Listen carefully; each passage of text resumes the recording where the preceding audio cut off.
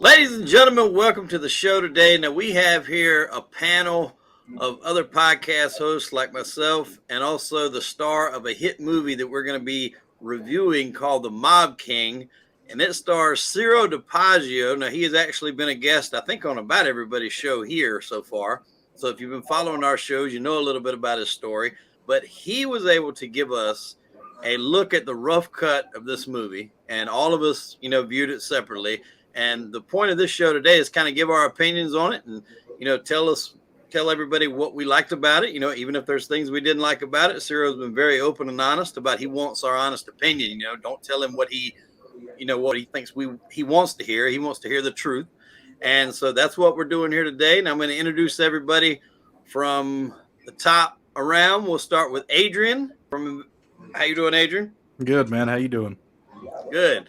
Tell everybody who you are and what your channel is. Okay, my show is Invest in Yourself. I've done interviews with Stags, Hollywood Wade, William Steele, so I got a lot of mob content, so that's why I definitely relate to this movie, Mob King. So, if you want to check me out, I'll put a link in the description. Thanks. Absolutely. Scotty, introduce yourself, my friend. Scotty Stutch from Pennsylvania, outside of Philly.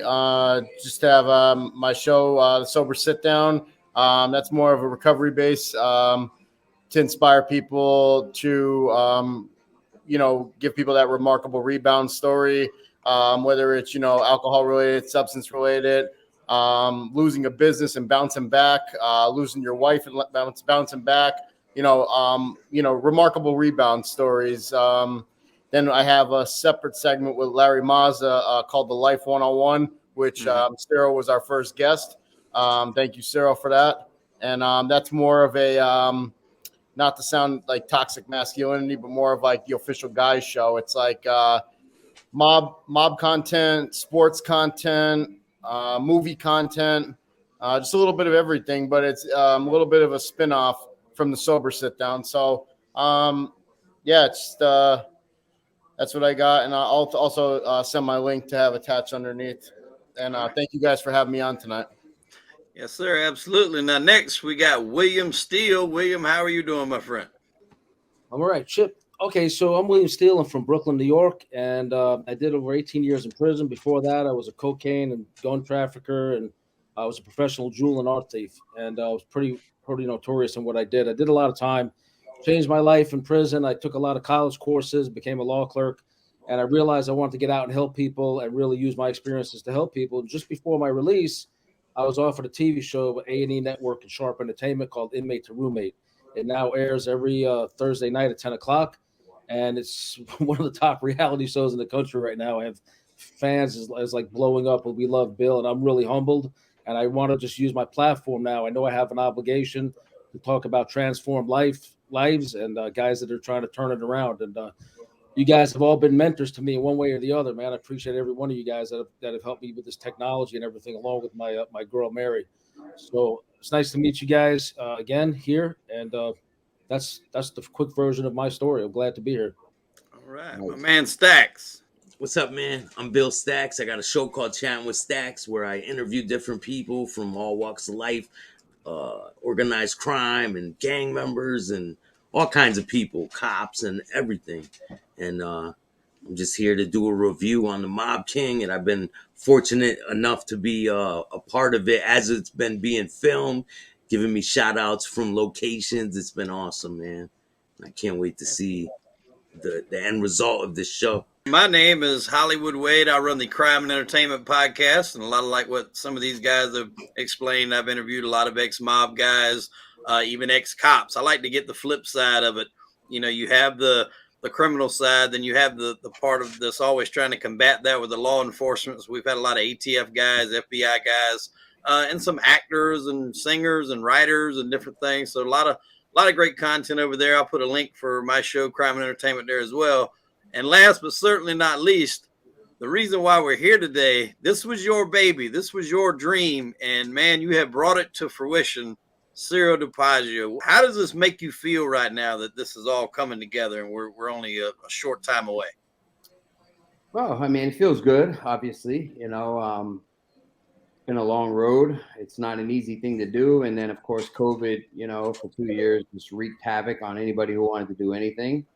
And but it's done, and we're going to do the world premiere at the American Film Market, which is the largest place in the world where people actually come to purchase, product content, whether it be TV series, scripts that aren't even filmed yet, whatever the case may be. It's the largest place in the world where you want to bring your stuff, and we're actually doing the world premiere there November 3rd at 3:30 at the AMC theaters, and we'll be there all week as a major force to be reckoned with over there at AFM. So I feel good about it.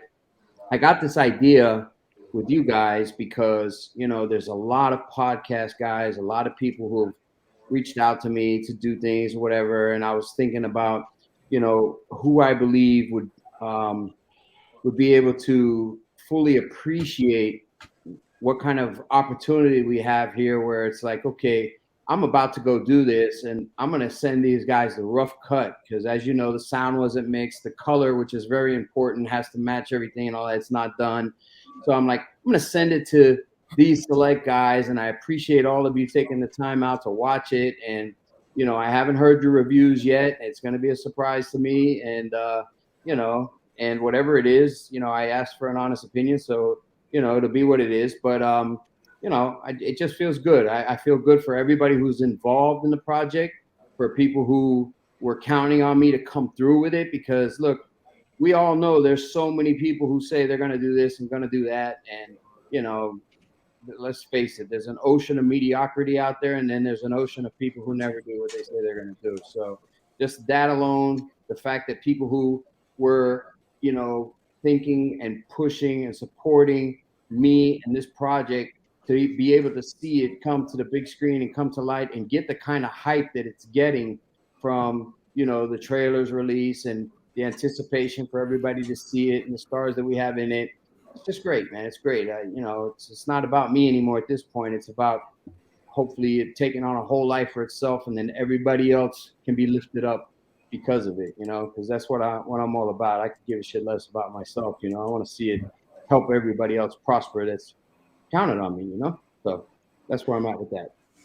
All right. Now, Adrian, you actually have the trailer for this film queued up so we can kind of give the audience a look at the film we reviewed. Yeah. Stacks actually does. So Stacks, whenever you're ready, go ahead and play it.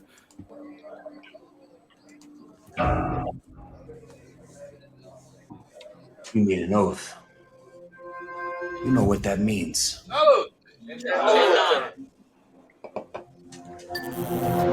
Mike does his time, stays loyal, and all those years away from his family. Laid on the store to protect the bank for what? So that when we need real protection, it's all blank stares? All we got right now is us. Are we on our own?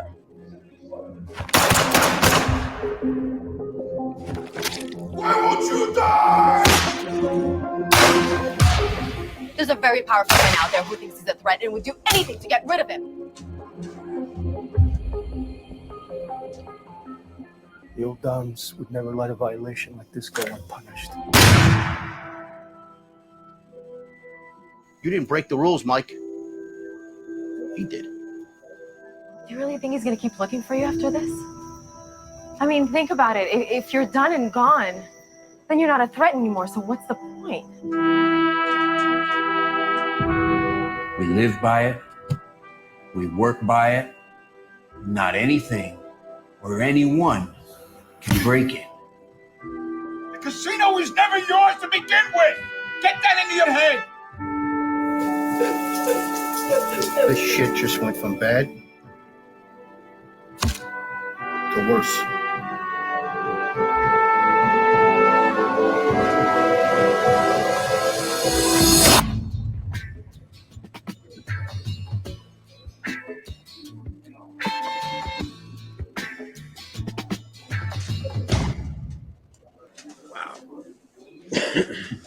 Well, I think from that, man, the first thing you got to look at is obviously, for people that aren't familiar with this genre, faces like Ciro might be a little unfamiliar because he's new to the game, but you've got a lot of veterans in there.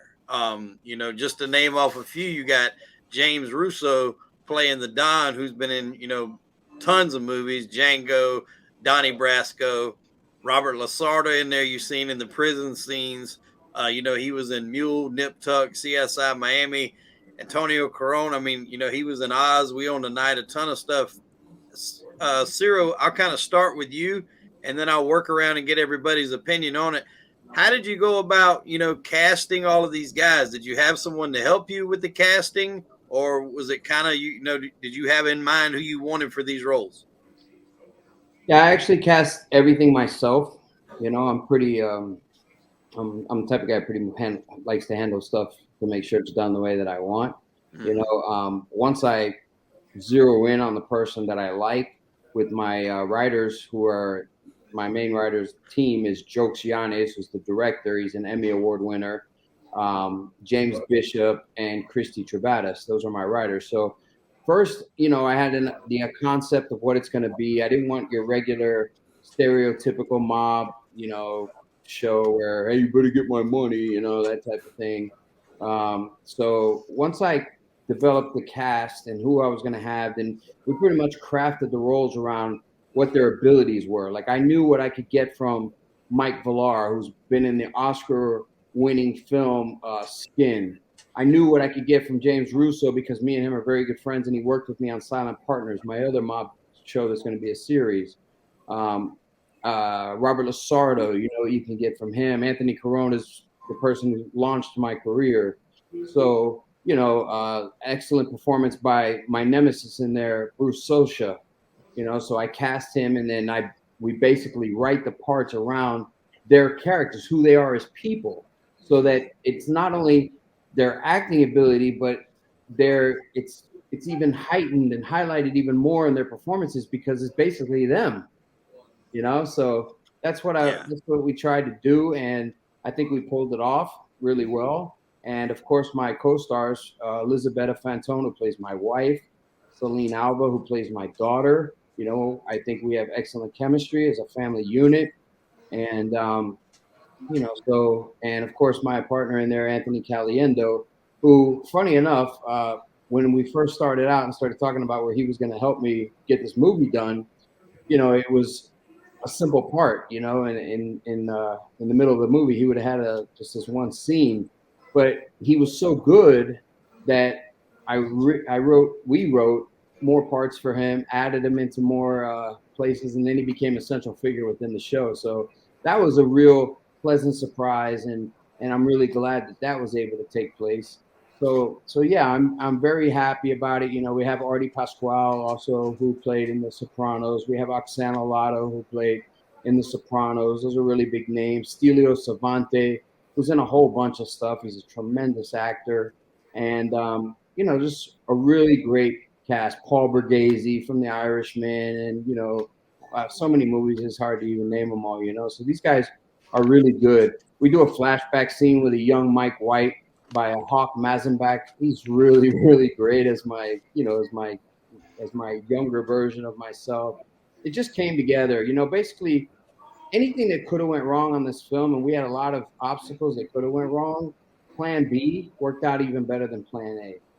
And as you guys probably can attest in your reviews or whatnot, the sets, I'm a firm believer in doing things outside where you get the feel of Miami. I wanted that whole grandeur of Miami, the opulence of it, the sexy appeal of it, just the real side of it where it's, just great fancy things, yachts, big houses, what you think you would see in Miami, because it's a different landscape when it comes to organized crime than up north. It was an open area, still is the whole time in its existence.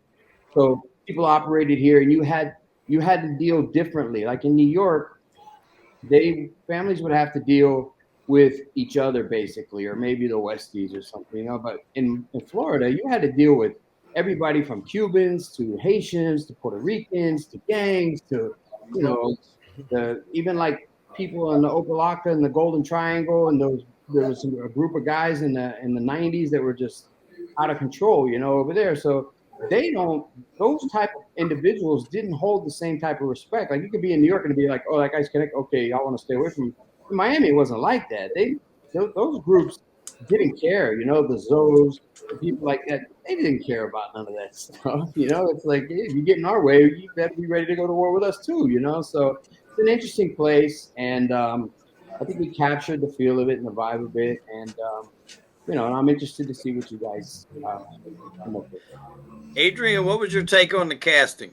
I thought it was pretty well, and how Ciro even had like how he talked about he had his wife and his daughter, in this movie, I thought he had a really good role in being that protective father, coming out of lockup and stuff, as you guys seen in the trailer.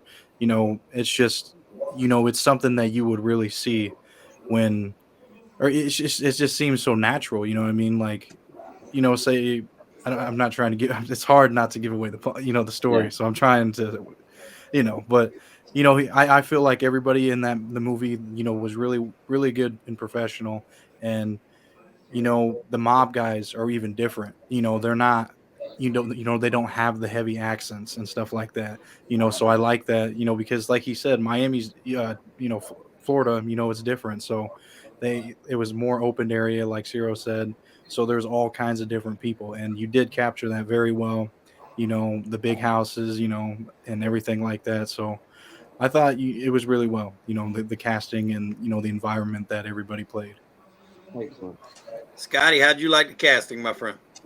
I thought it was great. Like you said, a lot of veterans, some amateurs. I use the word amateur like lightly. I don't mean to say amateur, but like you said, not famous faces to the screen. It's a nice mix. Everything flowed very naturally. It was like you were just watching something unfold in front of your eyes. It was not overacting, not underacting. It was just right where it needed to be.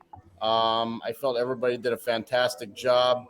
Everybody played their part well. It was one of those things where I watched the movie about 2 or 3 times to make sure I got the full effect, and definitely one of those things where you got to you're watching a movie on Netflix or something, and you get up, you have to use the bathroom really quick. This is one of those movies that you're gonna want to replay where you left off because you're like, wait a minute, I got to see what I just missed. It's got you on the whole build up suspense, how everybody worked together and the chemistry that was built off of the actors, I just think was very suspenseful, and it just flowed naturally. It was like you were in the movie if you like it sucked you in. It's funny that, excuse me, it's funny that you say that, Scotty, because Anthony would always, his thing is that when we first started putting it all together, he's like, I want you to make a movie where people don't even want to get up to go take a piss. You just mentioned that. So I'm guilty as charged. The first time I watched it. So I think I'm going to be okay with him finding out that I did this behind his back. I'm guilty as charged. The first time I got up, I had to use the bathroom, and I was like, I got to replay and see what I just missed because it was too good. I didn't want to get up, but it just, it happens, Yeah.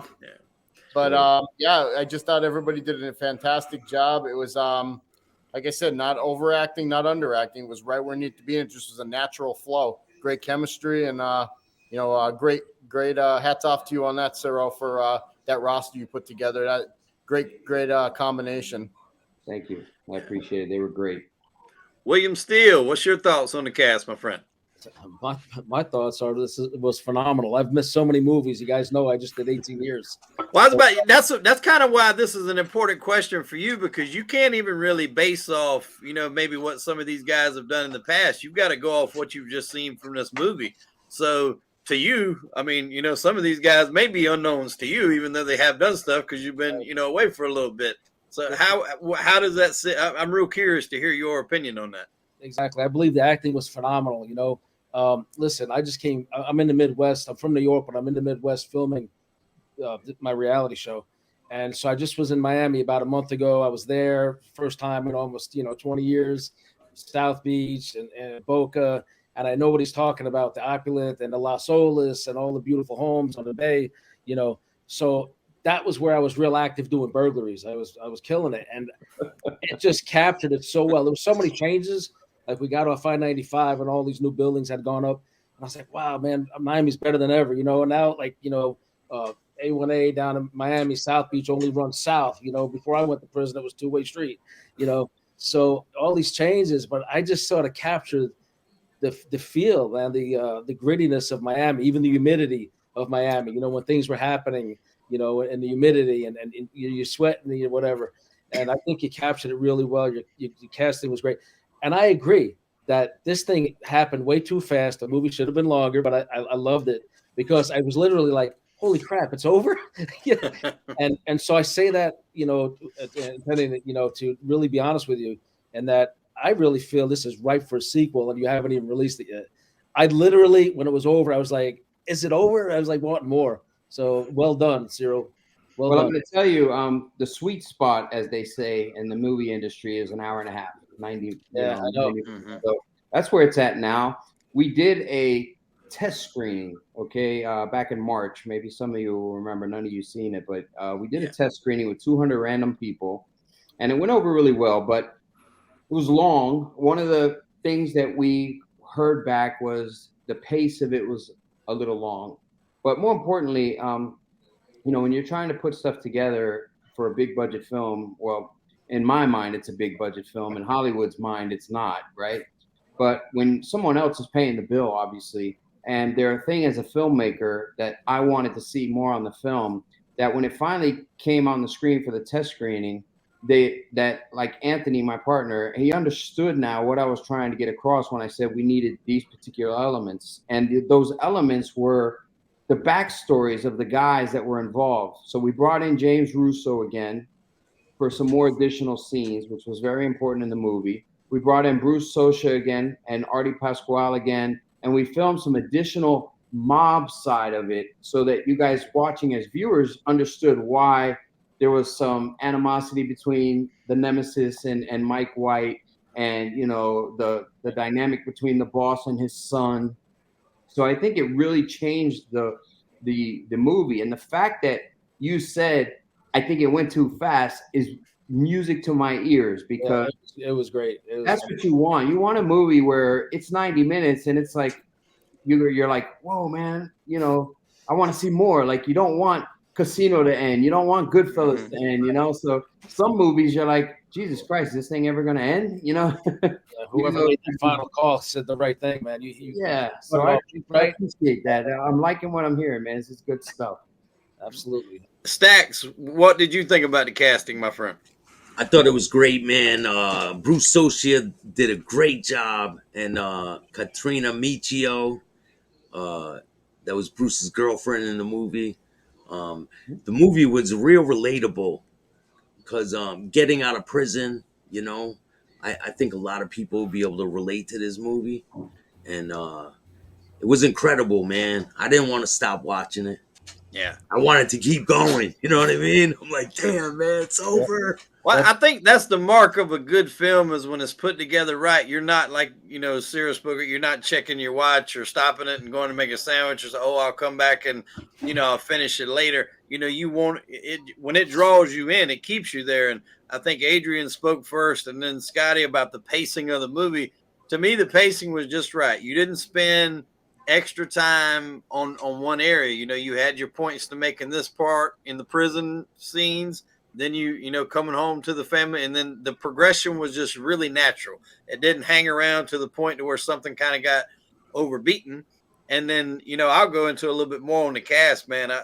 These guys were awesome, and everybody played their own parts. I mean, some guys are only in for certain areas, like some guys maybe only in during the scenes where it's in prison, but their impacts are lasting because they, like you said, you casted people that I think really fit these roles very well. And that's something that can turn a viewer off of a movie really quick, is if they're watching somebody playing a role that they can envision, Yeah. And I mean, sometimes it can be pulled off. You never really thought of Robin Williams as playing like some kind of psychotic killer, but I know he done a movie one time called 1 Hour Photo where he was just like this crazy guy that was stalking people, and he pulled it off well, but you would have never thought that. Right. So that's a dangerous area to try to get into, but you cast these guys great, and I thought it was very well done. Obviously James Russo, what he brings to the table, you and him have some, climactic scenes in there, as well as Bruce, who Stax was just talking about. And he's a phenomenal actor too, man. He's blowing up in Gravesend, and I really enjoyed that movie. He done The Cleaner with Adrian Brody. So I think not only is this going to help launch yourself, Ciro, but I think this movie is going to help launch. I mean, some of these other guys are already very well established, but some of these new people in there, I think it's going to help launch them as well. I agree.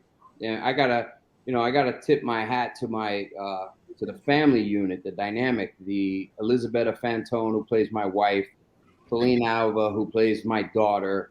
I mean, they really pushed the story. So they did fantastic. Their ability to organically portray that family unit and make it believable. Scorsese said something that always stuck in my mind. The reason why he uses the same people over and over again is because he knows what he can get from them. But more importantly, he said, it's very hard to make a person believable as a wise guy.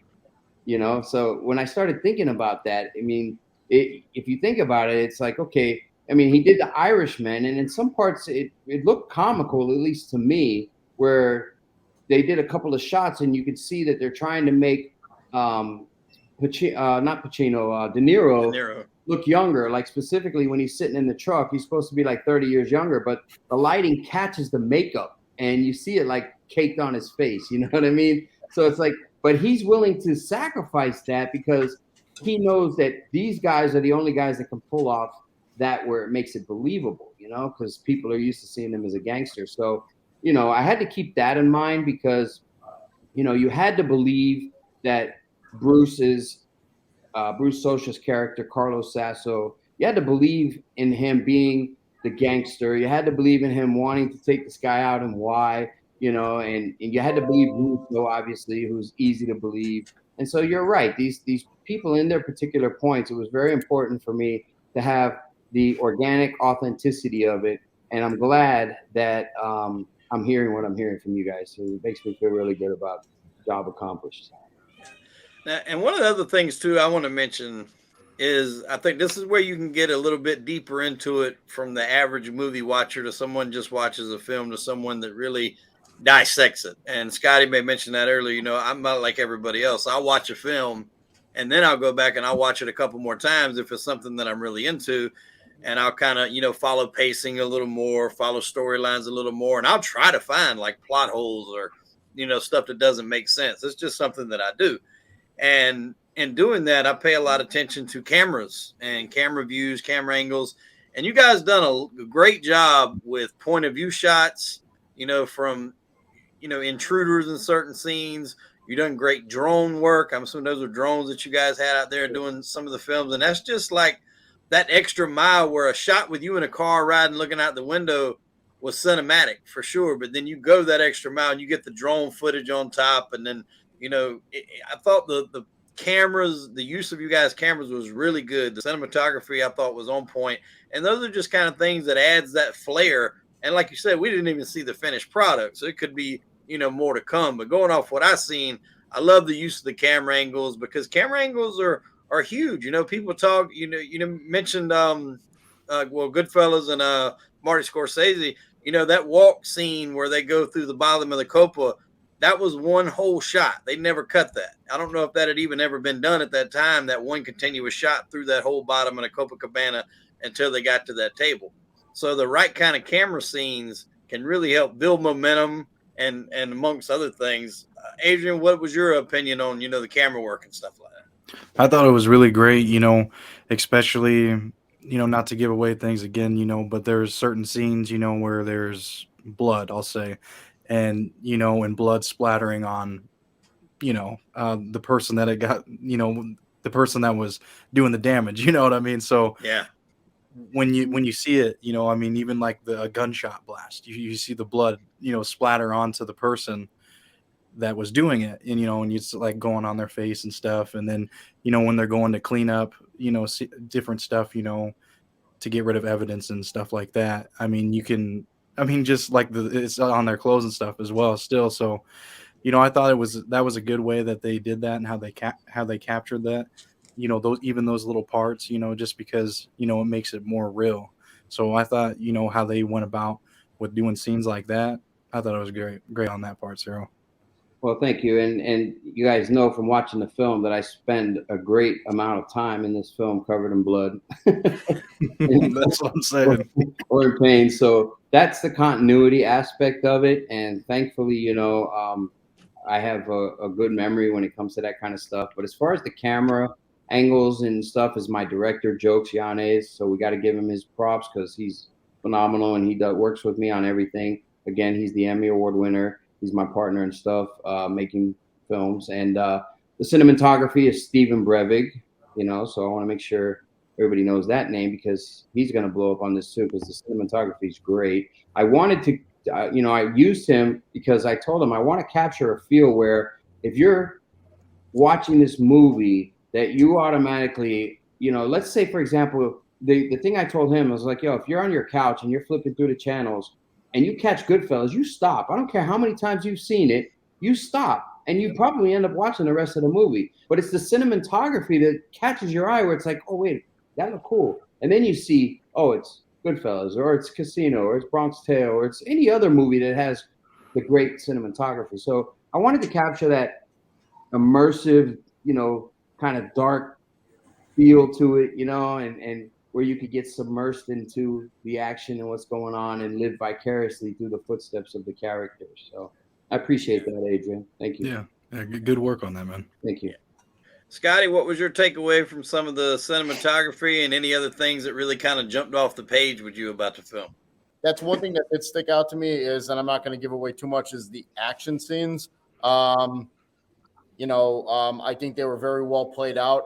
It wasn't overacting, wasn't underacting. Your actions were based on, your actions were based on your facial expressions. Like, it was really good acting is what I'm saying, and you can tell like nonverbals pretty much is what I'm getting at with the camera angles and stuff. You really can tell it was unpredictable, but you can tell like the passion that was behind it. Oh, cool. So you guys had things that you may have thought was going to occur, and then it surprised you that something else happened? Mm-hmm. Yes, most definitely. Right to the end. How many times did that happen? Because I know that, when we wrote the script, we have 3 or 4 different, instances in the film where we wanted to lead the viewer into thinking something was going to occur and then something else didn't, and it was more gratifying what did happen. What do you know 3 right off the top of my head times it happened. Same here, 3. How do you feel about that? It did. It changed a lot, man. You were expecting something to happen, and it would just be like, what? It was totally different. Totally different. I think the ending was the biggest turnaround.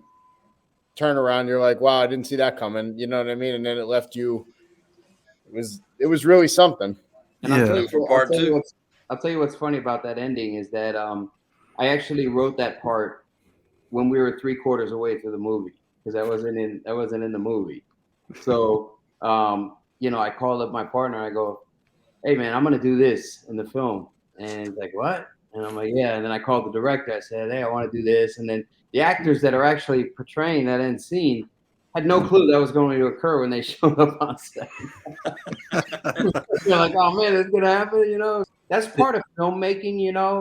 At least the way I like to make films is that, based on how things are flowing and how things were going, the ideas just keep coming to me and coming to whatever, and then that's how it changed. So I'm glad that it went over well, and that you guys felt it the way I seen it in my head, the same way I felt that my director was able to capture it on screen on how we put it together. So it's very nice to be hearing these things. I appreciate the honest reviews, and I'm more than happy that it's hitting the points, because part of making a mob themed movie or an organized crime movie or a jailhouse movie is people don't get the beats right, and what I mean by beats is the flow of it, like how it's moving. Scorsese, what makes him so damn good at what he does is he gets the beats right. So he can have 70-year-old men that it's ridiculous that the guy's stomping a guy on a sidewalk, but the beats are so good that it's still like, okay, I'll run with that, even though I didn't buy that particular aspect of it. But because everything else is so good, so when you do it right, it has the ability to bring you into the entire universe of that particular things that are happening, you know? And when you capture that, that's when you get some magic, which is what I'm hoping we've captured here is some magic. And from the sounds of it, it looks like we have, and that's what we're getting the feedback on from a lot of people. So again, I really appreciate you guys taking the time out to watch this and stuff like that. So Bill, you were going to have the two Bills, William and Stacks. I wanted to hear your opinions on the camera work and stuff like that as well. So I think the camera work was phenomenal. I also noticed the drone scene was really well done. I loved when the main character, Mike White, played by yourself, phenomenally, was in a place where he was just kind of paying attention to what was going on somewhere else and was hearing things he didn't want to see, and he was having to, you know, deal with it or just stay there and let it get worse. And those camera angles during that period, you know, with the thing, it was just really, really, really well done. And I'll say this, I know that only somebody with your background, right? Because we've been in and out of criminal lifestyles, because you and I, guys who have done time and really been involved in a lot of criminality, can see movies about crime and say that's, you know, that's full of crap, man. It would never go down like that, or that's, you know, people aren't talking that freely, or being that careless, or. And so I can see how you kept it real to real life events that may have played out one way or the other in your life or among people you know. So only guys who lived it can really pull it off the way you did. So I give you a lot of props for that. It's great that you say that because, like, for example, you guys know there's a lot of action fight scenes here, right? So I felt that it was imperative. And another plug for the guy that controlled those fight scenes was Juan Bofield.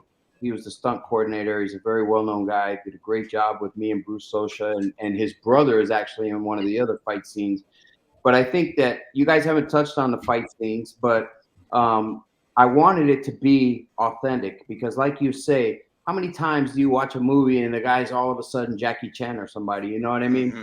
So it's like I'm thinking, how are you going to have street guys and guys that, you know, are not going to be able to do backflips and stuff? You know what I mean? How do you all of a sudden have them start looking like superheroes when they get in a fight? So I wanted the fights to be like, if you were seeing this fight, this is how the fight would happen and have it be believable.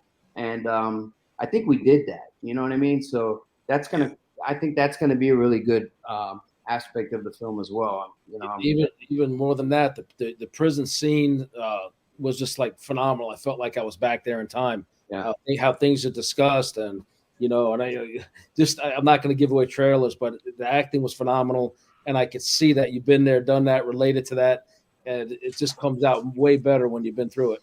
So yeah, your vision, always stick to your vision, Ciro, man. Like I said, I give you a lot of props. Stan, what do you think about it? A lot of the shots were great, man. The detail, the attention to detail was on point, and then the acting, it was like real natural. Like the whole family aspect of it, the fighting scenes, it didn't look like it was forced. You know what I mean? How sometimes when there's a fighting scene, you could tell like they're trying too hard. It really looked like you guys really fighting, man. Yeah. No, I agree 100%, Bill. The fight with him and Bruce, it was how I would expect a fight between them two to go. You know, you're not doing, like he said, a bunch of kung fu and kicking. It's just two big dudes just going at it, tearing up the place, breaking furniture, moving couches, smashing tables. I mean, it's how I would expect a fight like that to go. And those are things as a viewer, you know, that you want to see. You don't want to see it over the top. There's that sweet spot, much like you said, you know, runtime for a movie. There's a sweet spot because you can go too overboard with it when it comes to fight scenes or violence. You know, there is a such thing as going overboard with that as well.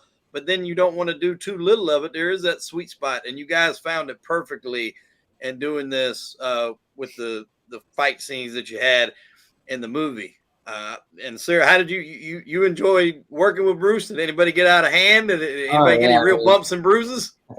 Man, I was sore for a week, man. You know, and I had actually chipped a tooth. I had to get my tooth fixed. You know what I mean? Oh man, it was a mess, man. But you know, we you know, look, you got two guys that, you know, when you're doing a fight scene, we did it all in one day. You know, this isn't a big budget thing where we could practice for 3 weeks and then, you know, take a week to get every shot right. You know, we only had a certain, like the bottle that I smashed, you know, we only had one bottle. So you either get it right or you don't. The bottle's not the way, you know. So it was just magic. Like I said, everything that could go wrong didn't. It went right, you know. So I feel like that the movie hits the sweet spots of everything that's going to be able to be what everybody was hoping it would be, and you know, maybe even take a few of the haters and be like, "Yeah, I shouldn't have been hating. This is the real good thing." You know what I mean? Yeah. Like, that's the whole aspect, you know. Well, and And that's something that I'll touch on too. I followed you for quite a while back when you put out the first, when this was expected to be a TV show. What, 5, 6 years ago? I mean, a long time. And you had the mini episodes. Yeah, the web So series. yeah, I've been following this for quite a long time, and just to see the steps that it's took. You know, if anybody knows anything about this business, nothing happens overnight. Yeah. You know, usually an idea to film, you would probably say, is about a 5 or 6 year gap. But the thing is, you didn't start out doing this Mob King film. You know, it was going to be a TV show. You spent some time over in Spain, had some, you know, ups and downs over there with your health. Yeah. Luckily, you come back, but then you decided to put this together for a movie. And I think by and large, man, you've done a fantastic job. You know, here's where it's time to get real. We want to ask everybody on this panel, you know, is there anything that you would change? Is there anything as a viewer of mob films? I think we can all agree we like mob films. Is there anything you would have want added or changed? As again, you know, be careful not to give away too much, but just, you know, anything you would have liked added, you know, more backstory, more violence here, less violence here. Adrian, we'll start with you. I would say if I were to have him add anything, I would think I don't really know. I like the movie, you know what I mean? See, But if I that's good because you know if you're trying to hypothetically see what else you would create in something, you did something well, you know. Yeah. And of course, you got to keep in mind that this is his first night home. It begins Yeah. with his first night home, and it goes over the first 90 days of him being out. So, in doing the movie like that, there wasn't really much room for us to create other things. We let you know that there's cops going to be around. We let you know that this is going to be around, who the players are, but you had to be immersed in the fact that this guy comes home, all of these things happening, all of these next events take place, and this is how it accumulates. And now you're left at the end of the movie. What's going to happen now? That's the whole key of making a movie. You know, it's like, do you want to see part two? You know, and in the end, that's what matters. You know, did it give you a good feeling where you're like, yeah, that thing did its job, man. I can't wait for the sequel. You know, So Adrian, you might get your wish in part two there. Yeah, no, it might be a lot more games. and that's what I'm saying. You know, the way that it, you know, ended, you know, it can definitely be a part two. I mean, absolutely, you know how it ended. So I would say, you know, I guess if there's, you know, the part two does come to fruition, you know, definitely I'd like to see more of that. I think what I would like to know as the filmmaker more than what you would like to see created in it, because that's opening a whole different type of kind of worms. Just based on what we have here would be like whatever they give movie ratings. Like, is it like 2 thumbs up or 4 stars, 5 stars, whatever, however the rankings are. I don't know how movie systems rank, but maybe like if you guys could give me your opinion on a film and whether you would recommend it to a viewer and how, you know, and the taste that it left in your mouth as far as, you know, clearly you guys liked it. So, you know, maybe if you could rank it, like, I guess like 5 stars being the best, and, you know, how you felt about it. And that I think would be a good place for us to leave off on it, you know, and be cool with it like that, I think. You want me to go ahead and start again? Sure. Yeah, go ahead and start. All right, cool. Well, you know, recently I've been watching, you know, all the mob movies again. And so when, you know, this opportunity came to do one with you and watch your mob movie, I was like, oh, hell yeah, more videos to watch, you know, because I've been watching so many, like I said, you know. So the way that this was captured and how I can compare it to all the other ones, because they're all fresh in my head, I would say that it was very well structured like them, you know. And just being a mob fan, a mafia fan, you know, I really loved it. And, you know, I'd recommend it to anybody, you know, that watches any of our shows, because we all got some kind of mobster, you know, content, you know what I mean? So if you guys would definitely love that, you know. And for me, I definitely rate it a 5, you know, 5 out of 5, because I've been watching all these shows, and, you know, the way that he captures, you know, even the interactions with the family that he's in, you know, the dinners, the guys smoking the cigars, you know, and how they handled themselves and how they conducted business was just like, you know, saying Goodfellas and Casino and everything like that. So yeah, I definitely would recommend this to anybody that, you know, loves mob content, mafia content. Thank you. 5-star system. What's your star rating? 5, definitely. Scotty, my friend, what about you? Well, if Ciro doesn't mind, I'd like to go back to that original question. The only thing that I like that I would like to see more of, Ciro, would be I love how you pulled me in with the flashback scene. I think the flashback was a great pull in. I think it laid out everything it needed to lay out at that point in time. But I would love to see more flashback scenes because that really engaged. I had to share that. Let me touch on that real quick before you give your feeling and your star rating. That's going to be in part 2. You know, we're going to have a parallel universe running here where we see how he got to where he's at and what he's at, or if he's anywhere other than just a guy that's out there earning. You know what I mean? Because none of you really know what he is. You know what I mean? He obviously he's somebody who gets his hands dirty, but we don't know what Mike White is in relative, fashion towards people, because, the things that go on obviously are, tricky business, right? Because you see this guy coming at him this way, this other guy he doesn't know how to trust, or whatever the case may be. So in the flashback sense, I love doing timepieces like Silent Partners. I think a couple of you guys have seen it. It's an 80s timepiece. So I love that kind of stuff. But in order to do that, you have to have the bread. Yeah. You know what I mean? So, so part 2, I'm pretty sure we're going to have the budget to do what we need to do based off the success of part 1. So you're going to see some more of that stuff. So, yeah, I agree with you on that. And Paul Borghese and Dave Icovetti were in that flashback scene. Many of you might know the name Dave Icovetti. I know you guys, you do, Chip. Absolutely. And, so it's a lifelong family member of mine, and it was great to get him in there. And the young kid that plays Mike White, Hawk Mesenbach, great. Did it great. I believe you captured exactly the essence of who you would think as Mike White was as a young kid. So that was cool. So go ahead and finish, Scotty. Sorry for interrupting you. No, you're good. And so I guess I'm pretty on point with given that little taste was set with a precedence to definitely, why I said what I said. So I guess that I was right on track with that. I'm going to give it 5 stars, and I'm going to tell you why. I'm going to give it 5 stars because numerous reasons. Number one is the fight scenes, like Wade was saying earlier. It's literally like you're watching 2 guys roll around right in front of you. These fight scenes are so realistic and not over the top, where to the point where it looks fake. I think you guys hit it right on the money. It was right in that happy medium. It wasn't too much. It wasn't not enough. It was just right where it needed to be. It was literally like you're watching, right, something unfold right in front of your eyes. That leads me to number 2, why I believe that it's a 5-star flick, is because that everything was unfolded. The chemistry, the storyline, the family relations between you, your wife, and your daughter, the interactions you have with other crime figures, just everything just flowed very naturally. And that's something you don't see often in films. It's very acted out and played out. I think the way that it just flowed naturally and the chemistry that was built in that hour and a half, it was just, it was top notch, I in my opinion. And, number 3 is I think that you brought a more modernized, a lot of people talk about mob movies. They want to talk about like Goodfellas, Casino, all that.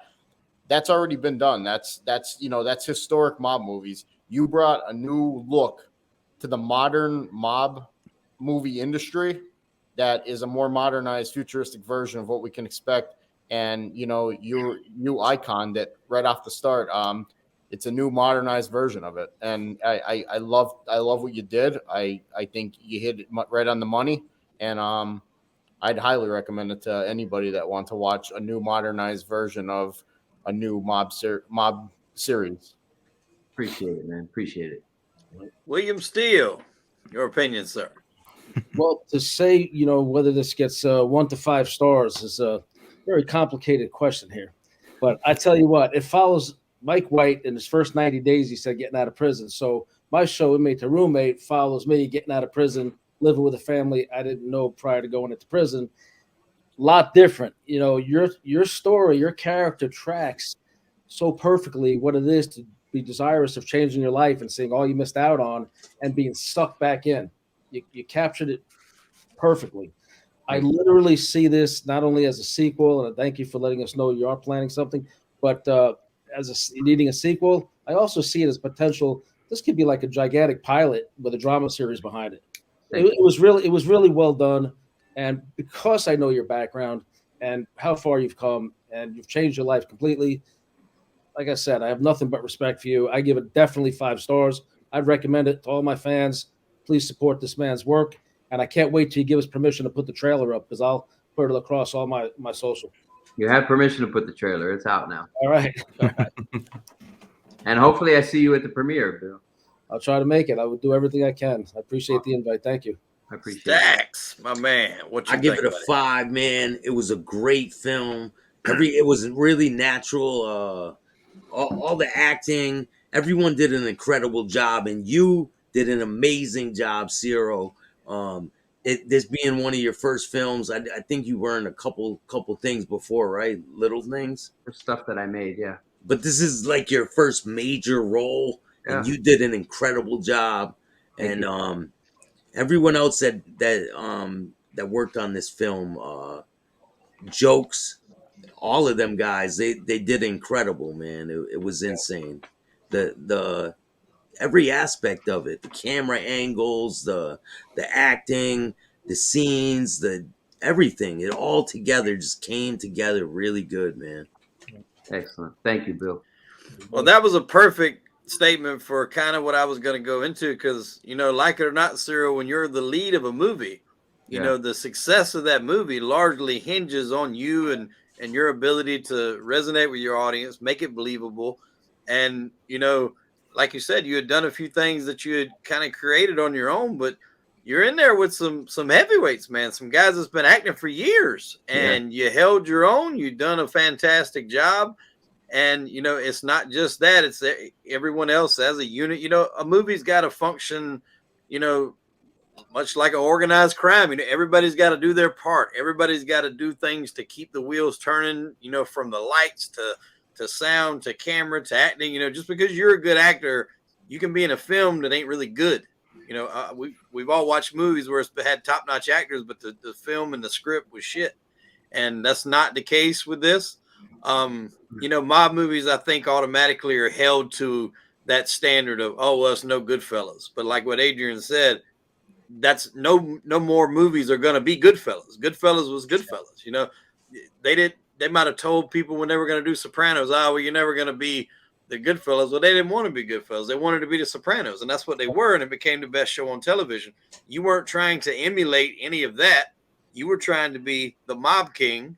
You were the mob king, and that's what the world is fixing to see here real soon. And for that, I give it 5 stars for sure. It's one of those movies that I would recommend to anybody to be able to watch it because you get a taste of everything. You get your mob life, you get your family unit, and you guys do a lot of stuff in this movie as a family that most people probably won't ever do in their lifetime. I'll put it out like that. So there's a lot of elements that are in there, and you've got all the specific ones in there, and they're very well placed throughout the movie that doesn't make this any point in time where you don't, like we said earlier, you don't want to leave the room. You want to keep your eyes on it.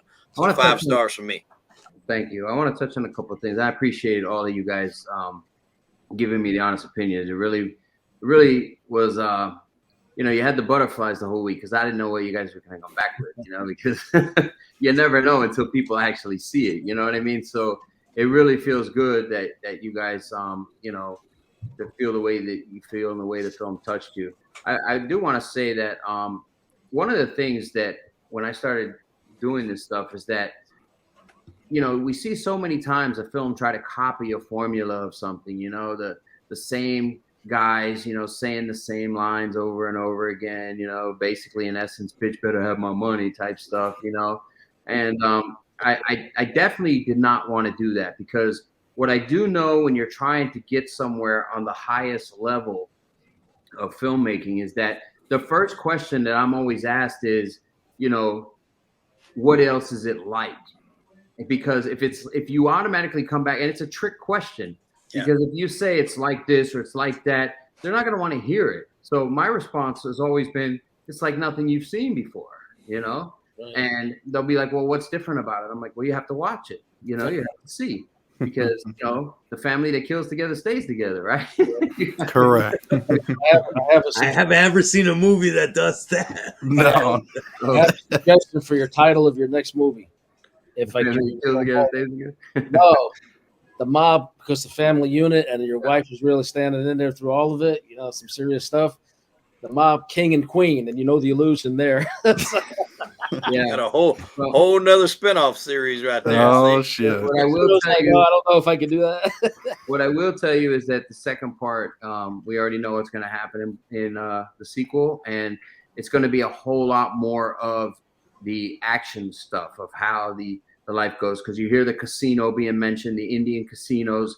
So your storyline is basically Mike White, the Indian casinos, the Everglades. You can put all of that together, you know, with the Miccosukis and the Seminole Indians. Nobody's ever done that before in a mob flick, you know, that I'm aware of anyway.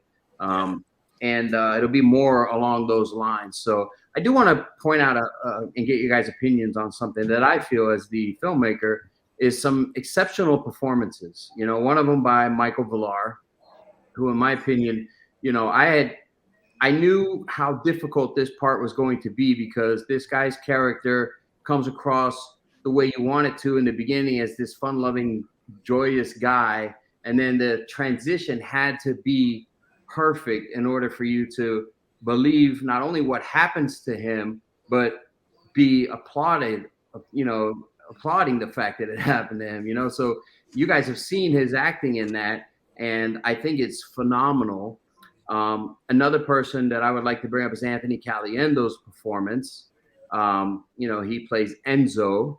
And of course, you guys already talked on Bruce Socha's, and you know the family dynamic. The girls in the film, you know, that goes without saying, they were flawless. But you know, Anthony Caliendo's performance, he's never acted before anywhere. You know, he's known as the main man. He's a big businessman. You know, he has the 1-800 Big Cheese. You know, he's a cheese king. He's the mortgage king. He's the business broker king. I mean, everything this guy touches, he becomes great. You know, what he does business wise. So when he threw his hat in the ring with the movie, you know, he's obviously saying, you know, I think I can do it as an actor. He has a great look. I mean, you got to admit, the guy's got a great look, right? Yeah. I was like, okay, well, the look is good, but people always, you know, fool themselves thinking when they say, hey, can you put me in the movie? I can look the part of this or I can look the part of that. But when you yell action, it doesn't matter what you look like, because so many times I've seen people just lose it, freeze up, don't know how to do nothing or whatever. And when you're working with low budgets, you need people who can perform.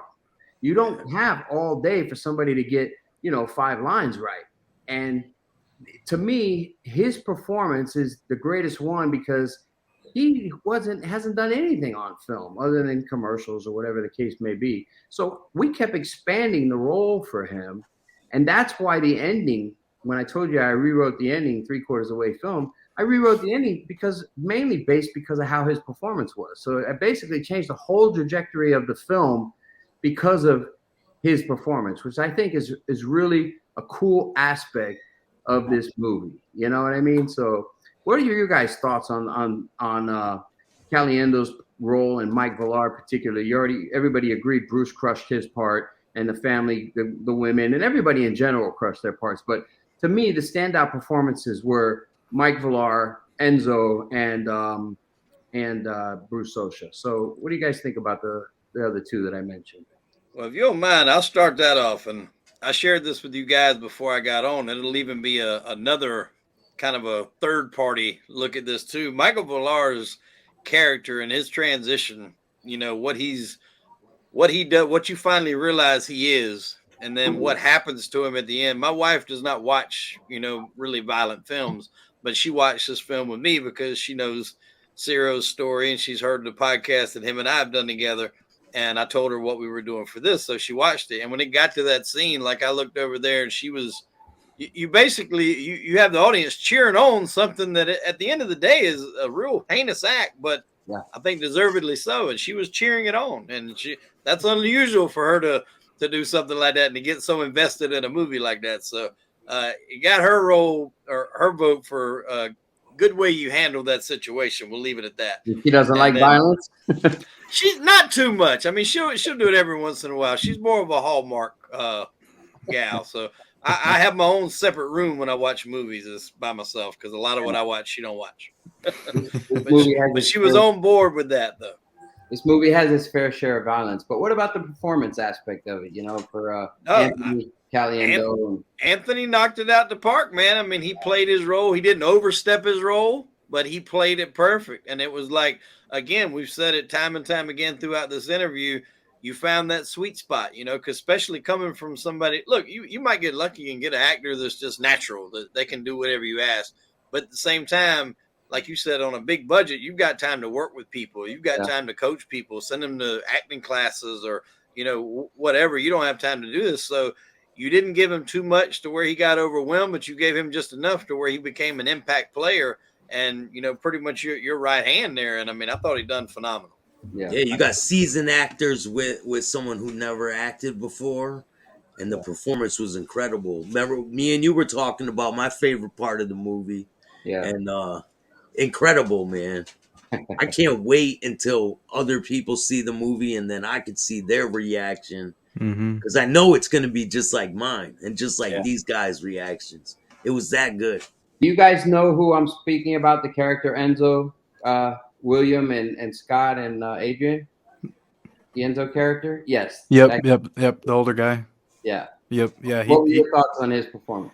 I thought he did really good. And, you know, like you know, William, or not William, Chip was saying too, you know, how it ended at the end, you know, I guess it was kind of, you knew, you didn't know, obviously you didn't know it was coming, but, you know, like he said, people were kind of cheering it on, you know, as the audience, you know, we would be thinking like, oh, come on, something's got to happen, you know? So I thought that was a really good way of doing that. And, you know, he did good for like you said, for not being an actor in the right.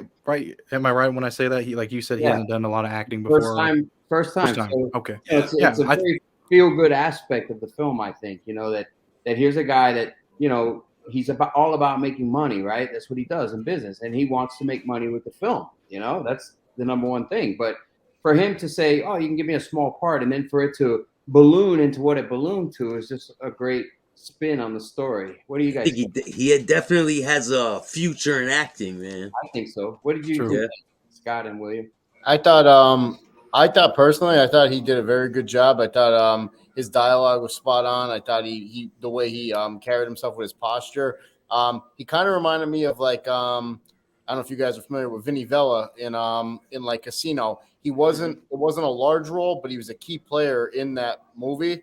And I think that he really he brought a good fit. He was like the 8th slice of the pizza to make the whole pie. You know what I mean? Good reference. Now that's spot on with that Vinny Vella too, and I agree with that 100%, Scott. What do you say, Big Bill? Talking about William. Yes, Yeah, William. I think he was phenomenal. Everybody you picked was phenomenal.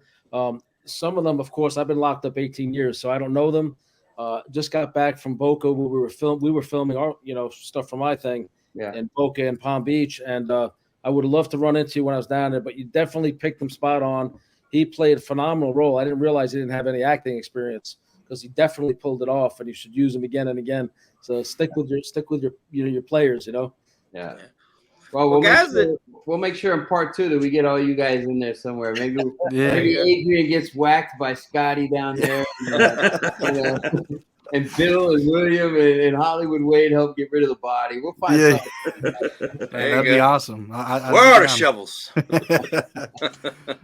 Okay, we should. So I just want to say I really appreciate it, man. I'm gonna probably do a little dance when I get off of here with you guys because I'm really, you know, like I said, I sweated for a whole week on whether or not this was gonna, you know, things can blow up on you, you know, if it's not good, you know, because you could have heard a lot of things that, you know, weren't right. So the fact that it did makes me really happy. I really bolster my confidence going into the film festival, and I truly appreciate the time that it took to do it, and the fact that you guys, you know, you guys don't really know me from Adam, you know, except for we're Facebook people or whatever the case may be.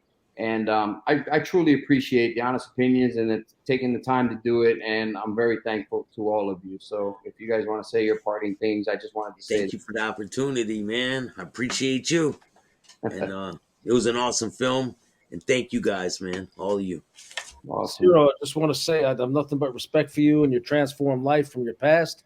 And this is all about all of us redeeming our lives and trying to do something better with our past and our experiences to help people, man. Keep up the good work. Absolutely. Thank you. Love the rebound, Ciro. You're an inspiration to us all. You know, me and you talk time to time. Offset. Just very inspiring, man. Just keep grinding, keep hustling, and it's true what they say. If you work hard at anything and you follow your dream good enough, you're a prime example of keep following your dream and don't give up. That's right. The only, like I always say, the only time success comes before work is in the dictionary. You prove that time after time. Thank you. Cyril, I do appreciate you letting me be a part of this as well. This is my first time kind of doing anything like this. So, thank you for that. And I also wanted to say, keep doing what you're doing, man. William said it the best. You really changed your life around. That's what my whole show is kind of based around. And I really love to hear the redemption, man. You're doing good things, and you're definitely living proof that anybody can change around and invest in themselves. So thanks for letting me be a part of this, man. There you go. Absolutely. I second that. I mean, obviously, a lot of us know your story, what you've come from, what you're able to accomplish. And, we spoke about movies like Goodfellas and The Sopranos. There was a scene in Sopranos, I think it was towards the end of the season, when Christopher actually made a movie. Now, his movie, unlike yours, was not very good. It was The Cleaver, I think was the name of it. But Tony pulled him to the side and he says, look, he's like, what you done here is monumental. He said, when we're dead and gone, this is still going to be around. And what you did is you've left something, as part of your legacy. And you've already said you've got, possible part 2 in the works. You've got, Silent Partners. I think you got another little thing you're working on too. So you've got quite a stuff already, lined up. But this is the first building block of your legacy, man. And I think you're going to leave a great one. And we spoke in our interview, it's what you can do to make up for the time that you were gone, and you're doing it better than I could ever imagine. And just keep up at it, man. You're doing a fantastic job. And I'll leave you with those words. This is something that nobody can ever take away from you. This is going to be part of history, and it'll be here a long time after everyone on this panel is long gone. Damn right. I appreciate all of you, man. Thank you. I think a good way to end it, we could play the trailer again. What do you guys think? Sounds good. All right, gentlemen. Have a good night, everybody. Thank you. Let's see this trailer. Trailer's beautiful, by the way. Thank you, buddy. Thank you. Very well polished. I appreciate you all.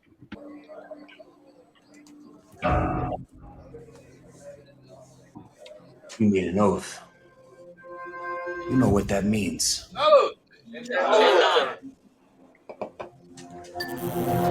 Mike does his time, stays loyal, and all those years away from his family. Laid on the store to protect the bank for what? So that when we need real protection, it's all blank stares? All we got right now is us. Are we on our own?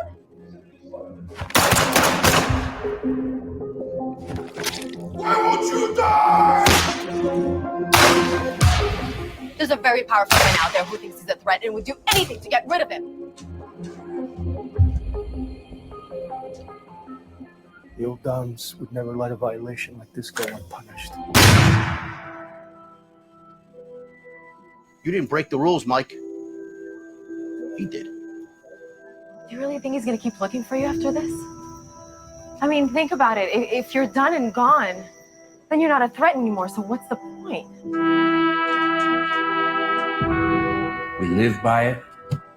We work by it. Not anything or anyone can break it. The casino is never yours to begin with. Get that into your head. This shit just went from bad to worse.